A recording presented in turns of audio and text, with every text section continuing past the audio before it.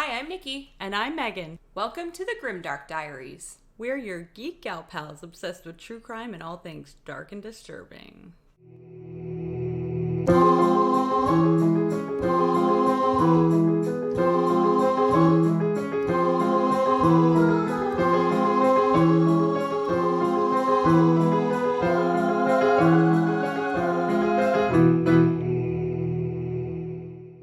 Welcome to episode 5, where we are going to chat today about a category that Nikki rolled for last week, which was... Under the Sea. Under the Sea. I did a lot of research about sea things and boats, and it made me realize that I really don't know anything about boats or ships whatsoever. I mean, I feel like I also don't know anything about boats. So that's going to be something that we're talking about tonight. Yeah, I went on a lot of booze cruises, if that counts. Have no... Do you really learn anything about boats on a booze cruise? Yeah. Like... how nice the fresh air is when you've had too many drinks. Okay, that's fair. That would be pretty sweet, yeah. Yeah, that's true. I was on a couple of yachts. Oh, you fancy, huh? Not big yachts, just like normal passenger size yachts. Okay, flex. Yeah. And we would have a few drinks on those as well, and those were a lot of fun. I would be very close to the shore, though, so I wouldn't get seasick. Motion sickness is a thing in my life. Oh, yes. It's not good. But boats are fun when you are close to the shore and when you can have a few drinks. I went sailing with my mom once, and it was not good. We didn't drink. Well, we had a few drinks, I'm not gonna lie. We did have a few drinks, yeah.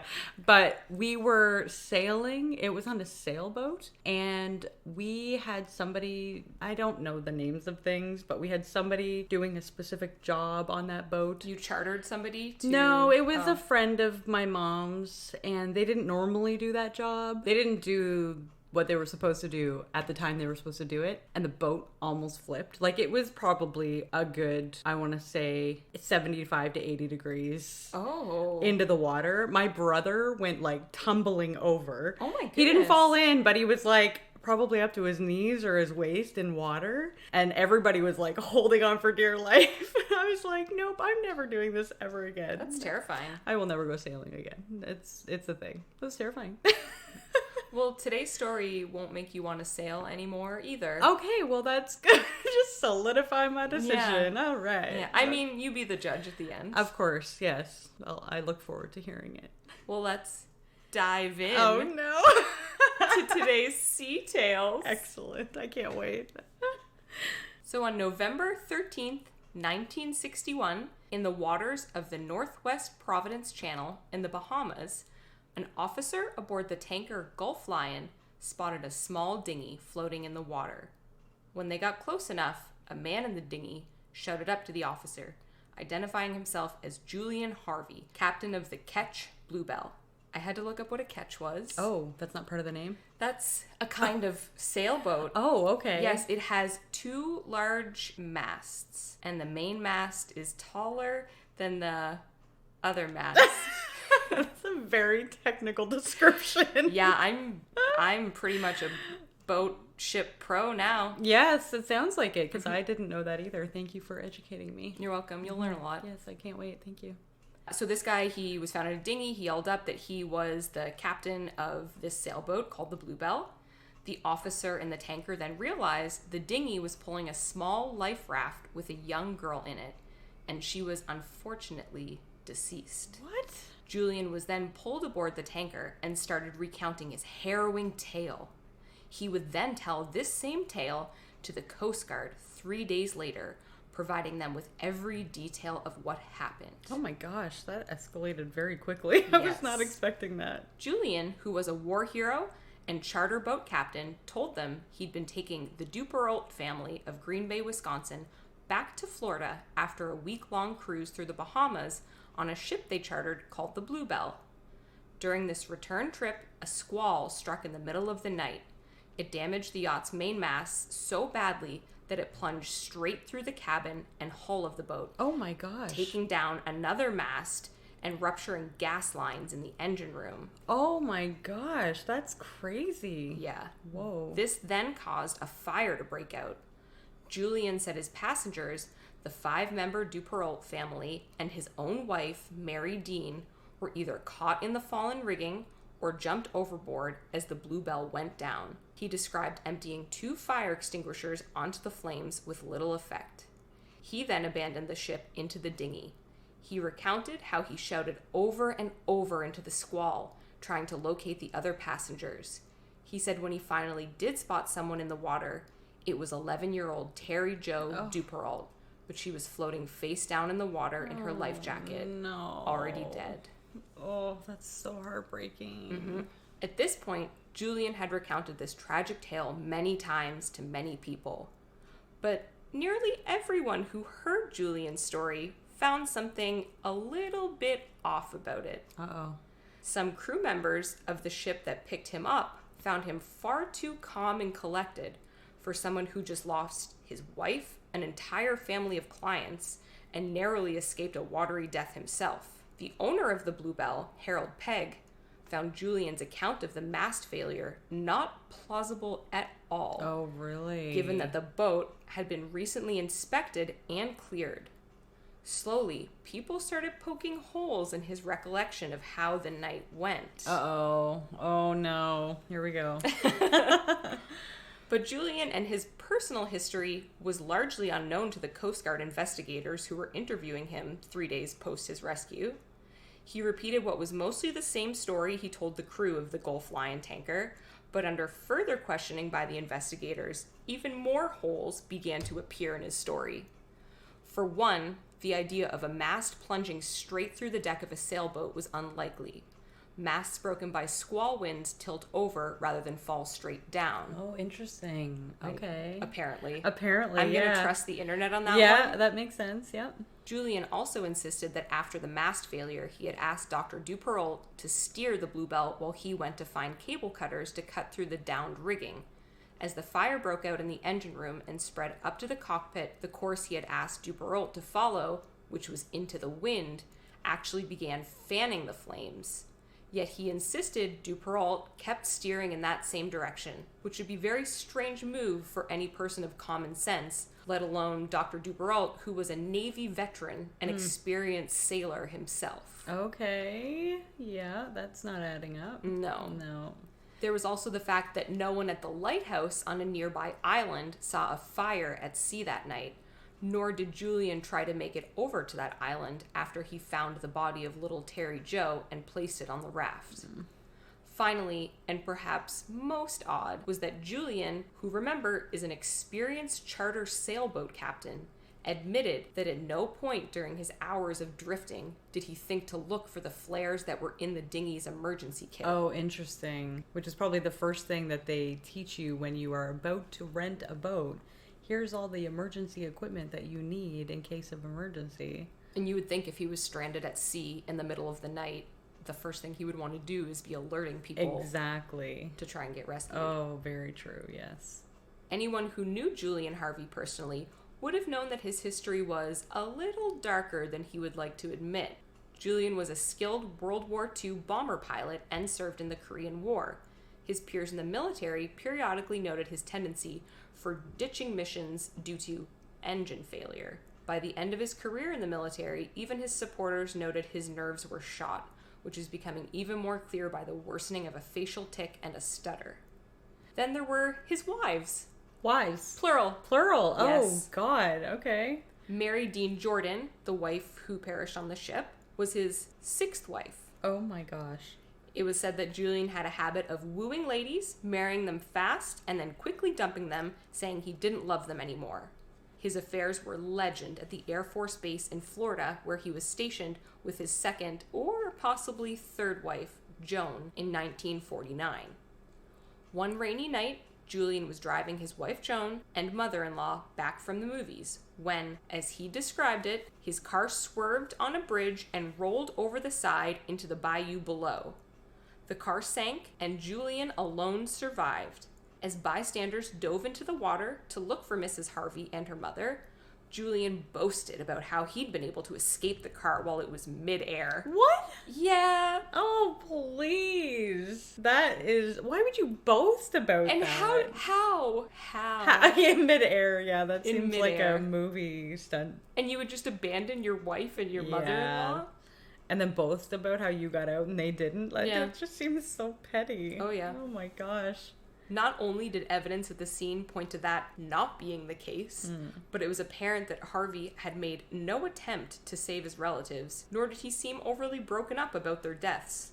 Very soon after the accident, he cashed in his wife's life insurance policy. Of course, there is a life insurance Always. policy. There's always. There's always one, you're right. Probably the most suspicious part of Julian's history is that the Bluebell wasn't the first boat to sink under his watch. Twice before, he had filed insurance claims for destroyed boats. Both cases, while suspicious, were decided in his favor.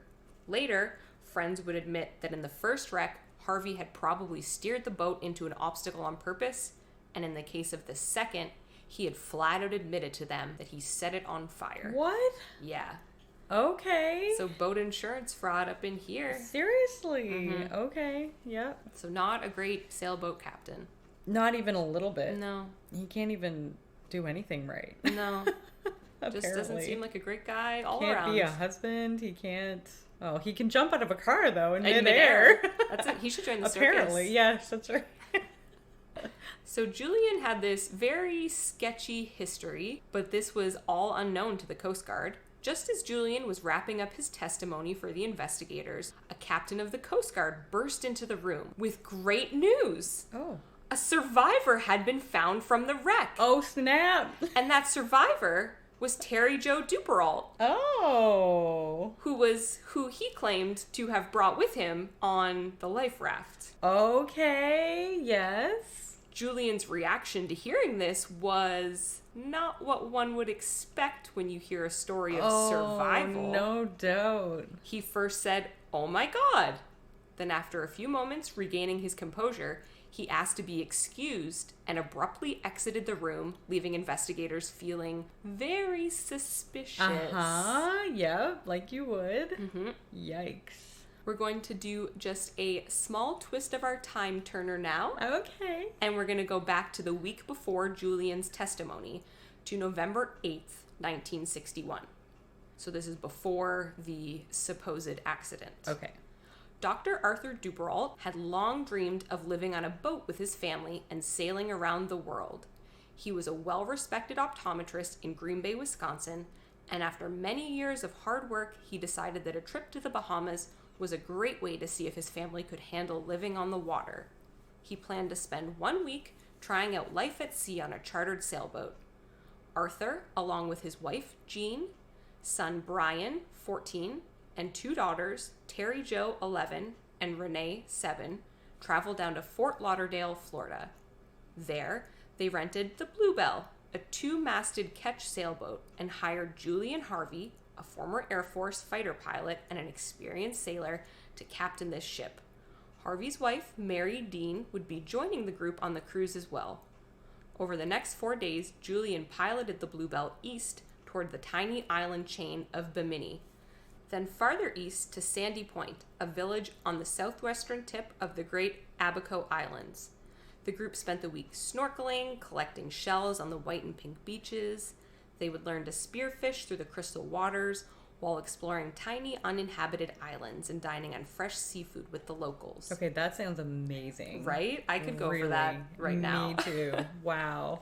Yeah, I'm overdue for a vacation. Early Sunday morning, Dr. Dupperault and the Harveys stopped by the office of Sandy Point Village Commissioner Roderick W. Pinder to fill out forms for leaving the Bahamas and returning to the United States. "This has been a once-in-a-lifetime vacation," Dupperault told Pinder. "We'll be back before Christmas." The two families began their journey back to Fort Lauderdale.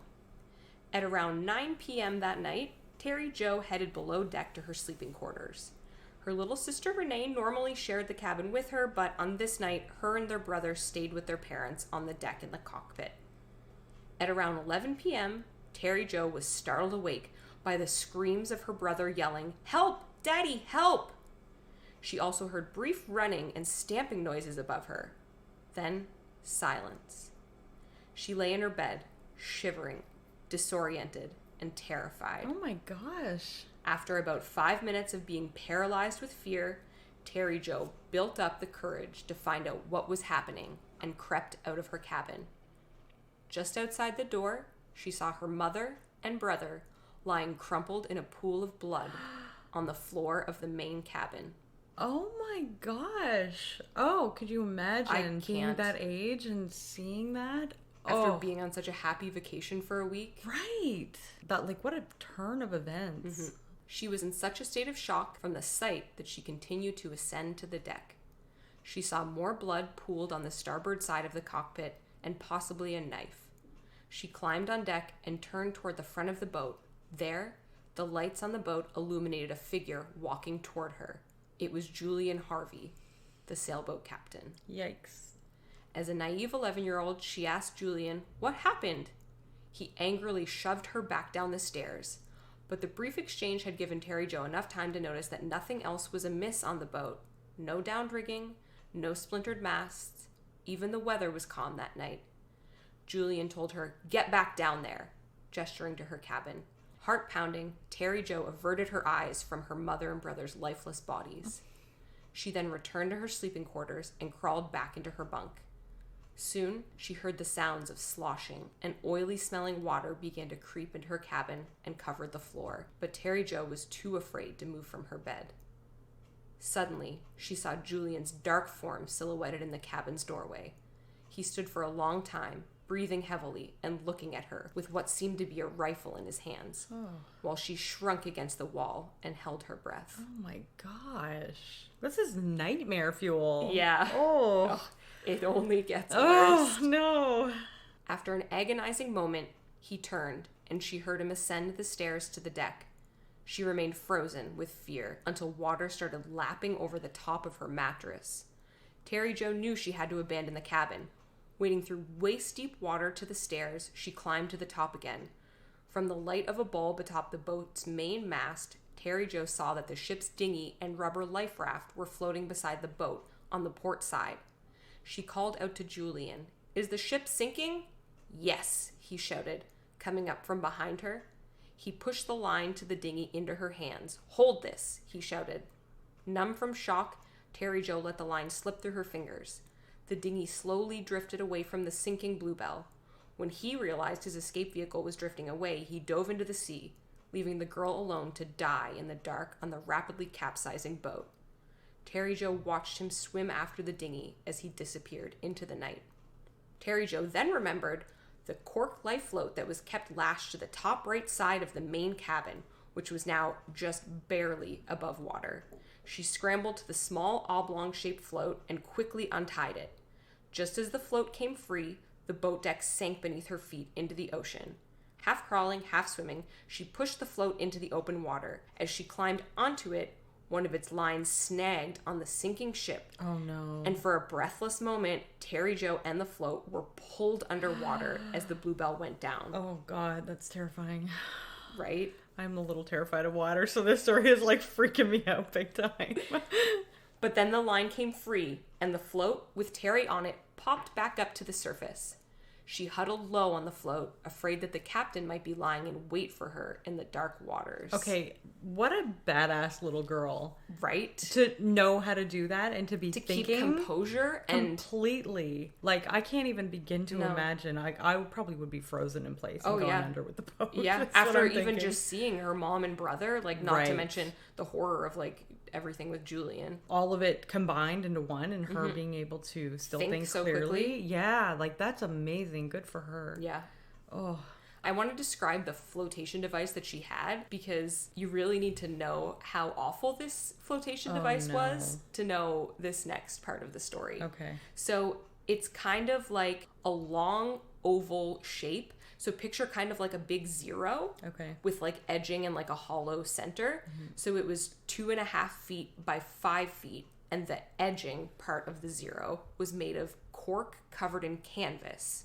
And then the center, which was hollowed out, was just like a thin rope netting. Okay. So like it wasn't a solid oval kind of board shape. if she sat in the center, she'd essentially be in the water, Right. because the netting rope was there. Right. And if she sat on the edge, her legs would be dangling Right. in the water. And it was just like a thin layer of cork. Okay. So it was meant to be held onto for like a few hours max. Yeah, okay. Oh my gosh. Like, would she have known that? Yeah, it was kind of just like the backup device that you keep, because there was a dinghy and there was a lifeboat. Right. But Julian had taken both of those. So it was literally all that was left. Oh my gosh. Oh, that poor girl. Yeah. So here Terry Jo was. She had no water, no food, and she was in bed when this happened. So she was in her PJs, which were just a thin white blouse and thin light pink cropped pants. The night was also very cloudy, so she couldn't even see the stars and was just in total, utter darkness. Oh, that is terrifying. Yes, to be 11 years old. Oh my gosh. I can't even imagine. I would be terrified. When I was reading this, I got a little bit scared. I'm not gonna lie. Like, I am a little bit right now. She could hear and feel the wind howling, and waves of cold, salt water broke over her without warning. A sudden rain shower started and drenched her even further. She began to shiver uncontrollably with nothing to keep her warm and protected. The next morning, a Monday, the sun drove the chill from Terry Jo's slender body, but she soon realized it would bring a greater danger. As the day progressed, the temperature quickly rose to 30 degrees. Oh no. Which for our American friends would be 85 degrees Fahrenheit. Right. Very, very hot. Very hot. Oh, and she'd get dehydrated. And she this has is salt ocean water all over her. Okay. Oh gosh. Oh. As the day went on, the sun began to scorch her. The flimsy float was beginning to disintegrate already. So the rope in between, like, that was all starting to break apart. Oh no. So she had to dangle her legs over the side, which then exposed her legs and feet to the sharp teeth of parrotfish. Oh my gosh. That were in the water. Really? Yes. Like, this nightmare couldn't get any worse? Yes. Parrotfish? Yes. I've never heard of those before. I didn't either. Okay. It sounds It's awful. like piranhas. That's what I thought of in my head, but I feel like it can't be that vicious. Like, I'm sure they might just have, I have no idea. I'm not going to speak to them. I don't know. I look them up and I'll say something that's I'm going to look them up completely after wrong, this and then for sure. somebody will actually me with what a real parrotfish Yeah, is. exactly. Let us know. With each passing hour, her tongue became drier and her throat more parched. Terry Jo was able to survive another freezing cold night. On Tuesday, a small red plane circled overhead.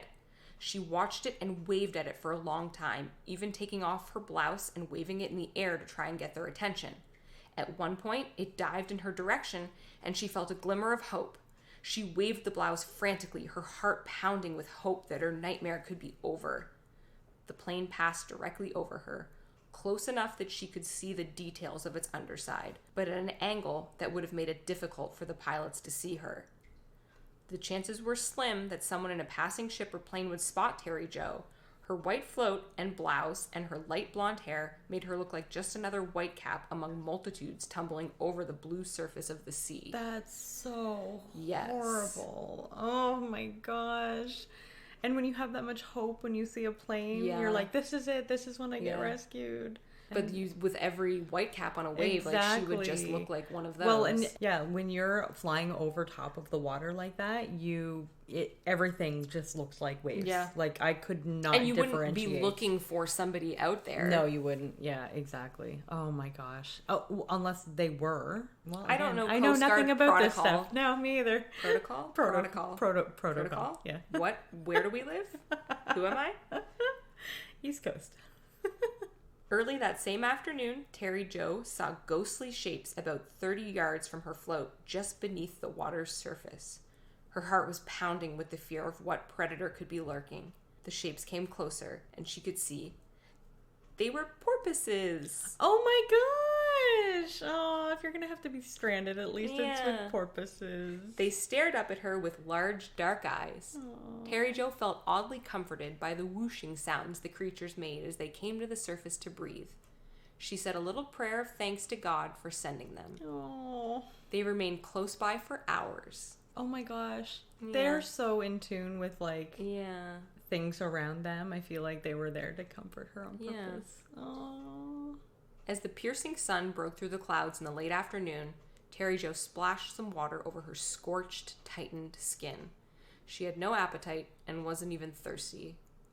Tuesday night brought back the awful unknown and the darkness, but it also brought blessed relief to her body from the burning sun. As the float rose and fell on the waves that cold third night, she dreamed that she was in the cockpit of an airliner coming in for a landing. She also dreamt of seeing her father again. Oh, no. Oh, my God. This story is so heartbreaking. Wednesday dawned bright and clear, and again the day grew hot very quickly. The glare of the sun caused her dry eyes severe pain.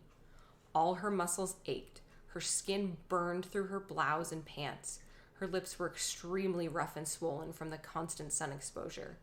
For most of the time, Terry Jo had to balance rigidly on the edges of the very unsteady float because much of its rope webbing in the center had broken away. Can she sleep? She wouldn't be able to sleep because Not she would well. She could kind of balance off. in between the two edges. Yikes. But then it's hard because then you slip in between. You still need to have a little bit of muscle control. Like, Yeah. you're not going to go into And she's full so REM dehydrated cycle. and- Oh, no. yeah, exactly. Oh, my gosh.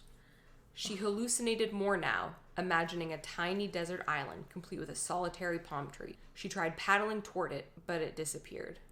Finally, she fell unconscious on the float. There she lay throughout the rest of the day and night. When the cruel sun rose on Thursday, she did not feel its burning rays. She was in a deep sleep, close to the threshold of death. Walls of water came at her one after another. The raft was lifted to the tops of steep cliffs and lowered into dark valleys of cool salt water. She felt as though her body only contained the faintest spark of life, slowly flickering out. It's now mid-morning on her 4th day of floating adrift, alone, on the raft. She began to see a large shadow looming in the distance and felt a rumble in the water. As it moved closer, her eyes had the object changing shape and form, and she struggled to see what was coming straight toward her. But soon enough, Terry Jo was facing a large black wall. She could see arms waving and heard voices shouting to her. Oh my gosh. Oh, hope. This vessel was the Greek freighter Captain Theo. So that's the name of the boat. Oh, It's confusing. okay. Yeah, I had to look that up. I was like, wait, what? Is the captain's name Theo? No, it's something that I cannot pronounce. Okay, good. We're about to discover that I don't speak Greek. Okay, well, I mean, I feel like Yeah. we don't speak No. Greek in this. No, I'm going to attempt some names in a minute, and Okay. I can pretty much guarantee they're wrong. Apologizing in advance. I tried to Google how to say these Greek names, and there was no pronunciation, so I'm going to just say it as it's spelled. Okay. So this vessel was the Greek freighter Captain Theo. On that Thursday, the second officer of the ship was scanning the waters of the Northwest Providence Channel.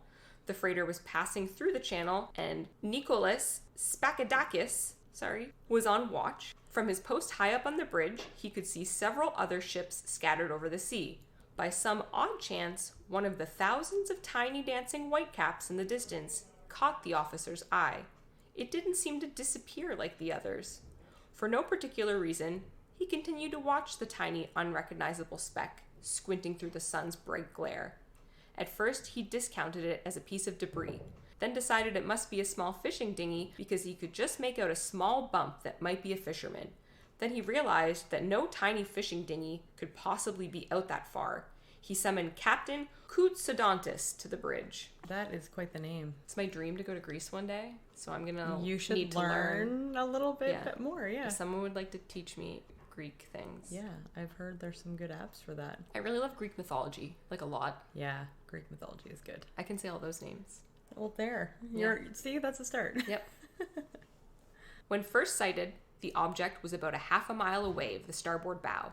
As the ship drew closer, they were stunned to see that it was not a dinghy, but a small white oblong life float. Incredibly, sitting on it, alone in a vast emptiness of sea, was the last thing that could possibly be there. A beautiful blonde-haired girl. She was looking up at them, waving feebly. One of the crewmen took a picture of her looking up from her tiny craft, squinting against the sun, dwarfed by the expanse of empty sea around her. Her bleached hair was glowing brightly in the sun above her emaciated and painfully sunburned face. This picture would shortly be wired around the world, and front pages everywhere would proclaim the miracle of the sea waif. The picture was so powerful that it was a 2-page spread in the Next Life magazine, one page showing her on the raft and the other showing nothing but empty water. Oh, really? It's a very cool picture. Oh, I need to see this. We'll post it on the Instagram. Excellent. With our episode pictures that we do, because you can see the little float and how awful the tiny float was. I can't And just the imagine. vastness of her in the sea. Oh, I can't wait to see It's this. a great picture. The captain called out orders to stop the engines and to put a small raft over the side. He was afraid that if one of the ship's large lifeboats were used, it might hit the child's light float and knock her overboard. The men quickly lashed some empty oil drums together and lowered the makeshift raft over the side. Suddenly, the captain shouted orders to hurry because sharks, perhaps attracted by the commotion or maybe they'd been stalking her for who knows how long, were circling the little float and moving in closer to the girl's dangling feet. Oh my god. Yeah, just right when she's about to get rescued. Seriously? Like, what are the chances of that? Crew members crowded the rails and shouted to the girl not to jump, scared she would fall in. A crew member quickly paddled the makeshift craft over to the float and lifted the girl aboard. She fell limp in his arms. He pulled back alongside the ship while another crewman at the bottom of a pilot ladder slipped a bowline under her shoulders, and she was hoisted a couple of stories up to the deck. Her lips were puffy, her skin badly burned, her cheeks sunken, her hair bleached almost white by the tropical sun, and her eyes were dull and unseeing. A seaman lifted her, stood her on the deck, but her legs buckled. She was clearly severely dehydrated and in desperate shape. The captain picked her up gently and carried her to a spare cabin where she was placed in a bunk. Moments later, they gave her sips of water and fresh orange juice and gently sponged the salt from her fiery red body with damp towels. They also put Vaseline on her very cracked lips. Oh.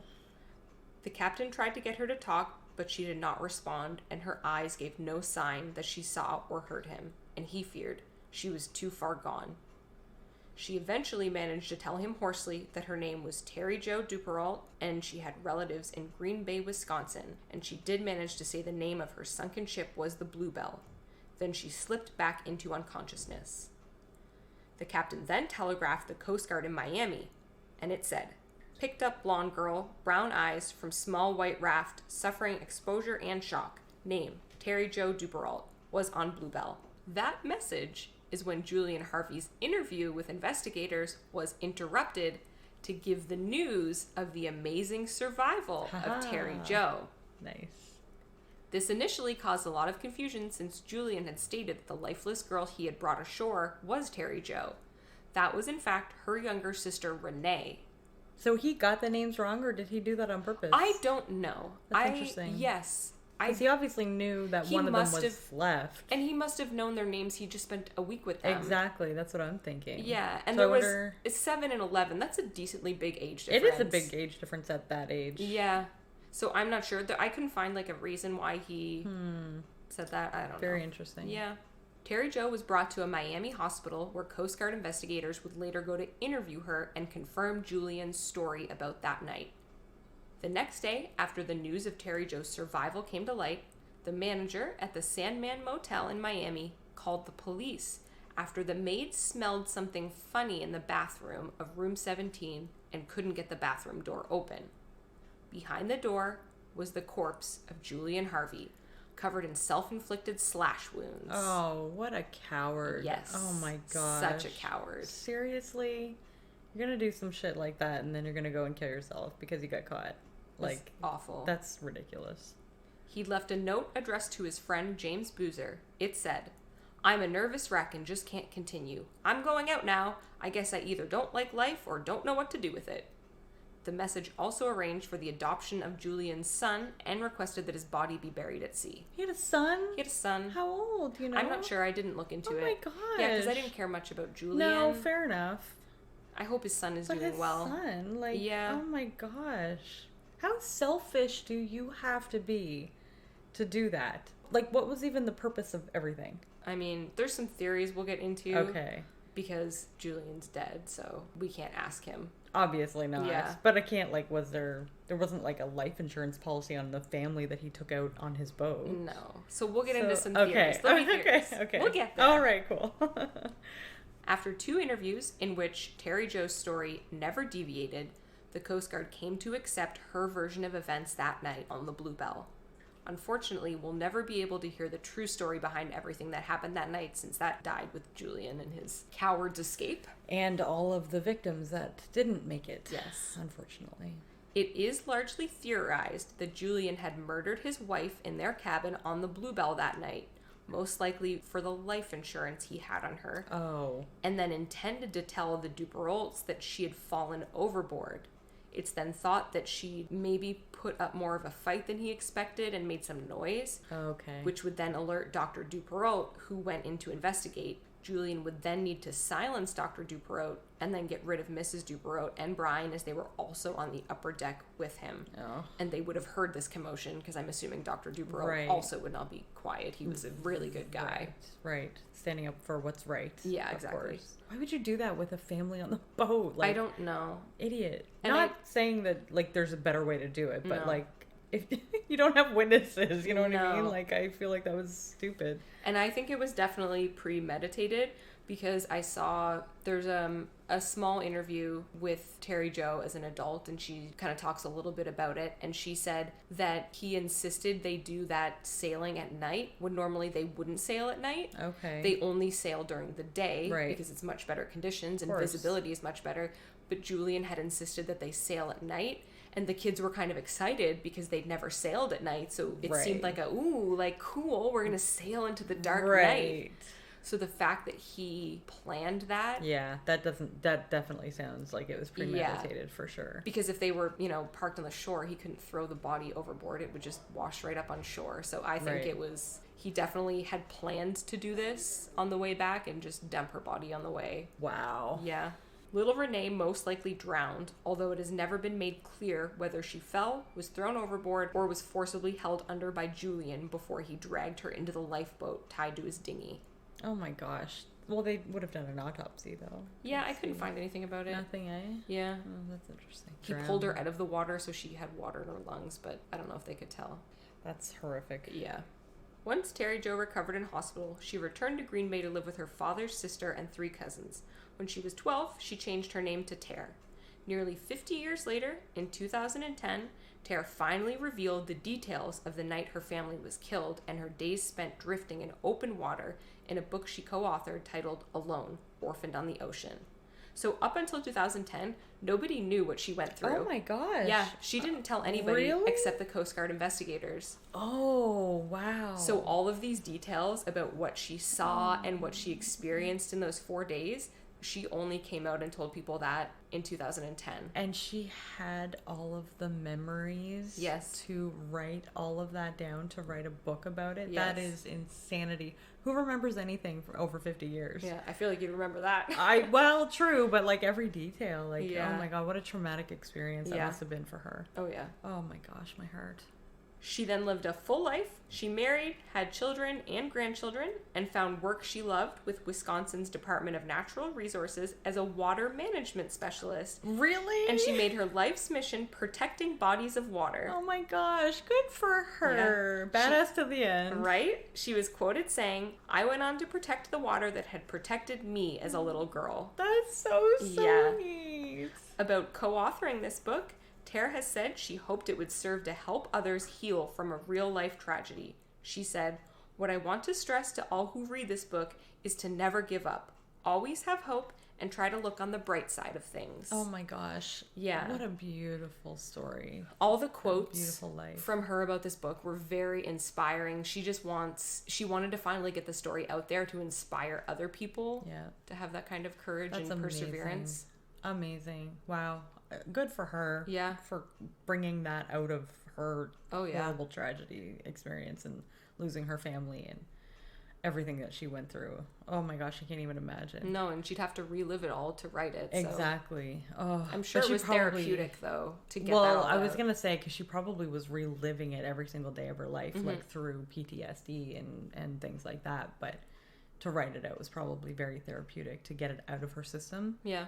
And onto paper, so she doesn't have to live it anymore. She can just remember it like a movie that happened. One good thing to come out of this is that prior to Terry Jo's experience, there was no regulation on the color of flotation devices, which is one reason why she was so hard to spot in the water. The cork float was white, and she had on white with very light sun-bleached hair, so she looked just like the white caps on the waves. Right. After her rescue, the Coast Guard changed the regulations so that all life rafts have that bright orange color on them. Yes. Oh, no way. That was changed because of her. Wow. Oh my gosh. Yeah. That's amazing. Yeah. A horrible reason why it had to happen. Yeah. But At least some good came out of it, yeah, though. did it ever. Wow. Good for them.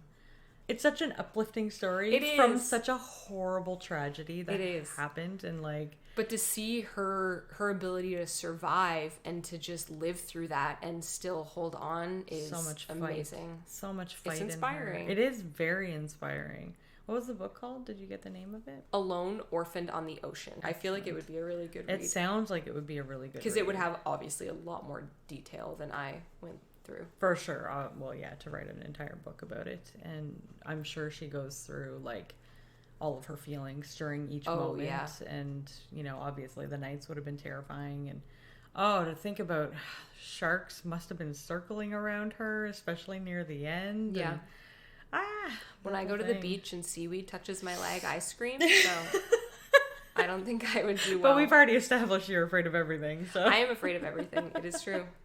I'm scared of jellyfish when we go. I just don't. Jellyfish for sure. I have been stung by a jellyfish Really? before. Oh. Did somebody pee on it? No. Although my mom told me to pee on it. Yeah. Didn't you ever see the episode of Friends? I You gotta did. pee on it. I know. It's so true. It actually stung me all the way around my ankle and up my leg on the right side of my right leg. When they sting you, it just stings forever. Like it doesn't stop stinging. Ow. It just stings. And it's like a piercing pain. It left little dots, like little bumps all over my leg where it must have touched me. And I was like screaming and crying in pain because we used to swim in the harbor where I used to live. Oh, I thought you were going to say the harbor here. And I was No, judge not you. here. But maybe here. I don't know. It was in the harbor where I used to live. And my mom was like, you need to go pee on your leg. And I was like, No, you can't pee on your own leg. That's hard. I'm like, I can't reach because of where it is. It's on the right side of my right leg. You And need also, a pee buddy. I don't want to pee on my own leg. I was like 12 years old at the time. Yeah, you get a pee buddy to pee on you. And then she told me to just go jump in the shower. So I showered and cried in pain because it was horrible. And then I still went swimming in the harbor though. Oh, I would have never went back. I'm okay with like where I can touch, but Yeah. as soon as I can't touch, I am the same way. I like start to hyperventilate almost. Me Like too. I start to feel a panic attack arising if my feet are like not touching the ground, and if I go under a little bit and I still can't touch, I'm like hyperventilating and I'm like, oh, I can't breathe anymore. I need to hold on to something. I'm the same way. It's not good. I went to Dominican Republic once on an all-inclusive, and we went on a booze cruise. And so I, had a couple drinks on this cruise, and then they take you snorkeling. So you go out to like all this coral. They don't teach you how to snorkel. They just give you snorkeling gear, and they're like, go for it, as they're also giving you alcohol. Yes. So I jumped in the water, and I was trying to snorkel, and then I smoked my knee off of the coral, which is very, very sharp. And then... What? Oh, coral is so sharp. See, I thought coral was just like soft seaweed. Oh, no. Like very, very sharp and hard. Oh, yes. ouch. So then I look down and I just see blood pouring from my knee. And then... Now you're shark bait. Yes. That was exactly my thought. I just immediately drunkenly swam back to the boat thinking a shark was going to get me. And then I got back on the boat and I didn't go back in the water. That's so horrible. I have a similar story, not exactly that, but when I went to Cuba a long, long time ago, I was doing the same thing. So we were having a few drinks on the boat, and then we went snorkeling, and no, they did not teach you how to snorkel. No, they don't. But as soon as my face went under the water and I tried to breathe, like I legitimately was going to try this, a wave came over the snorkel and I breathed in water. So I was choking. And then I got to the boat and I was throwing up. Oh my god. And then I got on the boat and I went to the bathroom and I was puking almost the whole time while I was on the boat because I had all the seawater in my lungs, and I just kept coughing and coughing and coughing. And then being in the bathroom downstairs in the boat, there's no windows. No, and you get motion sickness. And I get motion sickness. So then now I'm just getting sick because of motion sickness. It was the worst trip. It was on a catamaran. Oh. it was beautiful until at that moment. That moment was horrible. And then I was just sick the rest of the day. It was so bad. So no snorkeling for us? No, especially while we're drinking. Yeah, maybe that can't be the problem. I mean, no. It wasn't Alcohol's never the problem. No. That can't It was be. everyone else's fault. That's right. It was the coral ran into me. That's right. Exactly. Yeah, and it was totally the wave. That was all my fault. It was in your way. Although the one moment that I got to see below the water was gorgeous. Yeah. Like the colors were so vibrant. Yeah, they're beautiful. I might recommend it to people if they can don't drink. Have a chance. Maybe take a lesson first. Yeah, definitely take a lesson. Don't let them give you a children's life jacket, because I also got one of those and I was too heavy for it and it wouldn't float. I don't know why they would give you a children's life jacket. I don't either. It was an adult booze cruise and I was drinking. You're small, but you're not child size. No, I don't think I am either, but they seem to think so. And it didn't have enough float to support my body weight. So that trip was just doomed. Yeah, that sounds like it. Well, I'm glad you came back alive. Hey, thanks. Yeah, that's good to... Or I could have been one of your true crime stories. That's right. Exactly. Although that would have been horrible.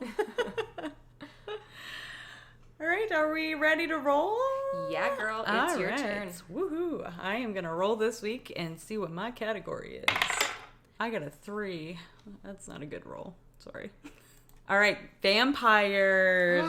Ooh. I'm really excited about this. But not the sparkly kind. Not the sparkly kind, no. We'll never talk about the sparkly kind. No, they don't exist in not my on this show. Geek world. No, exactly. So, if you want to follow us on social media, you can find us at The Grimdark Diaries on Instagram, Facebook, as well as Grimdark Diaries on Twitter. If you want to send us a Gmail, we are at thegrimdarkdiaries@gmail.com. If you enjoyed the episode, please consider subscribing, liking the episode, or giving us a 5-star rating on whatever podcast platform you follow, as it would help us to get our podcast out there. Join us next week to see what I come up with for vampires. Ooh, very spooky. I'm very excited about this one. And remember, a friend in the dark beats alone in the light.